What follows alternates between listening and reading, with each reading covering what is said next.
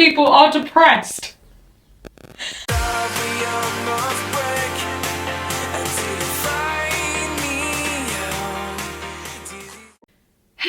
Oh, breathing in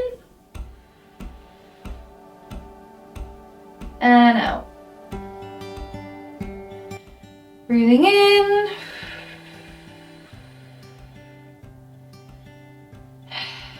and out.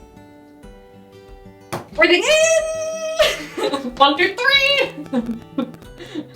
3. Breathing out. Spark Joy Gang, this is an episode that's a little bit different to others, and it's all about 10 different mistakes people make about emotions. A lot of misunderstandings around that and what that looks like and how it actually is in reality. So sit back tight, this is going to be a really, really insightful episode. I encourage you to grab a cup of tea, sit down, get comfortable, because it's going to be a good one. For anyone that's new here, I welcome you, loves. My name is Annie, I am your host. I talk all things to do with creativity, how to expand your life for the better and create the life you want, as well as spirituality. The first common mistake people make about emotions. Emotional abuse can be just as bad as physical abuse. Why do I say this? Because both physical and emotional abuse allows the victim to be left with no confidence and no self-trust. It's just that acts are different. And I give my love and compassion to anyone out there that is experiencing that in the past or right in this present moment. It's not an easy subject to talk about, nor is it easy to go through. But I just want to send my love and compassion for all of you at this time. It's something that I have dealt with in my past, but I'm here to share the love and experience and the wisdom that has come out through the other side of all that. Number 2, emotions outlast the memories that created them.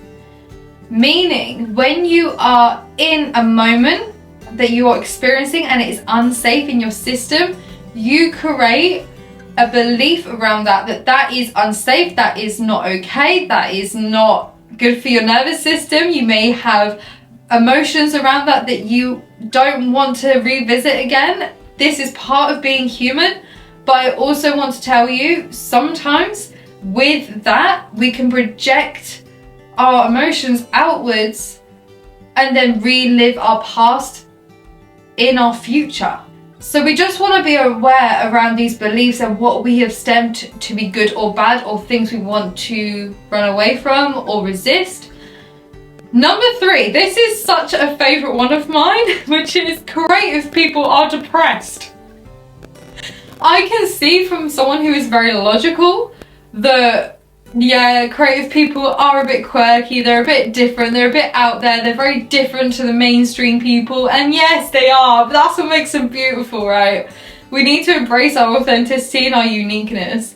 And with creative people, not to categorize them, not to put them in their own box, because you can't put creative people in their own box, but they're very much in all the emotions and riding through it all. They're very empathetic, and a lot of them are empaths, and they feel a lot, and they're just riding through the emotions, and through that allows also energy to create through them. So actually their emotions are their superpowers in that. It's just very common for people to look from the outside and name it of they are depressed, because we ride through all these emotions that are not just happy, joyful, but they're also sad, they're grieving, they're shame, they're all these things, but these emotions we need to create the best work possible. And I'm just speaking from a creative arts person, okay? Number 4, fear doesn't mean you have a desire to escape. It actually means you have a combination between wanting to investigate it more and to flee. So when we're in fear, our fight and flight response system comes on like that, our stress response, our nervous systems. We want to flee away from something that we have fear around, but also there's this other part of wanting to investigate and know more about it and get curious around it and understand the quote-unquote end goal of it, or what's going on there.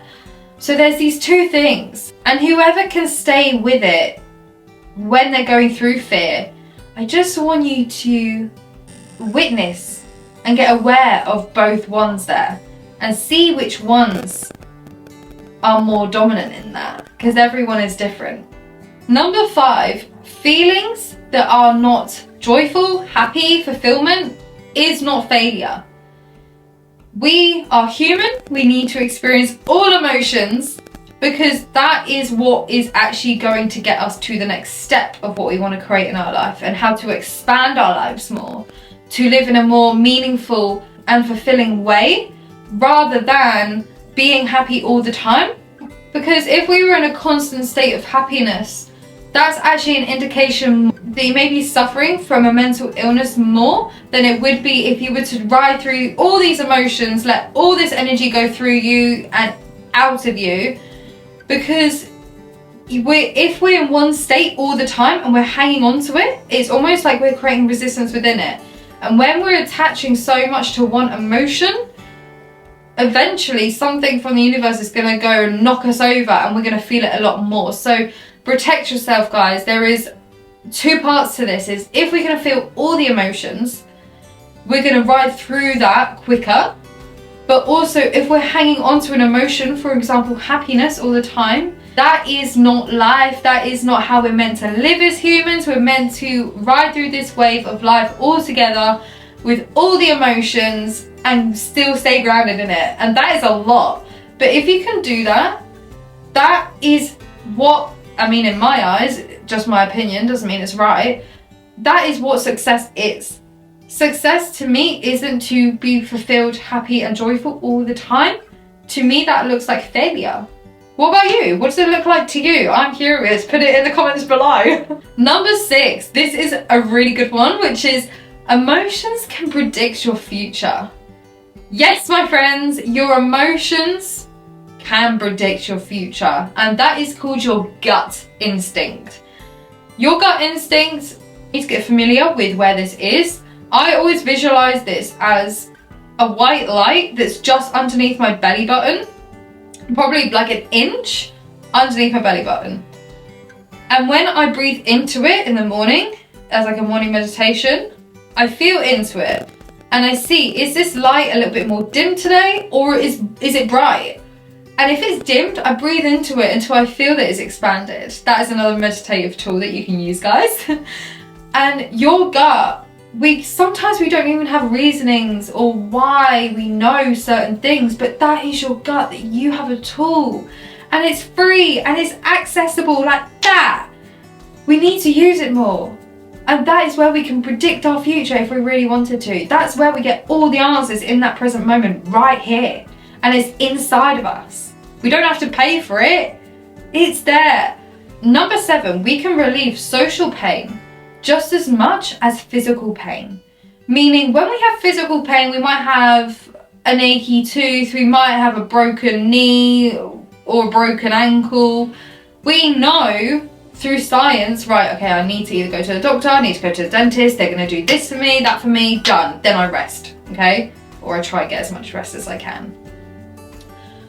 But with social pain, what is that?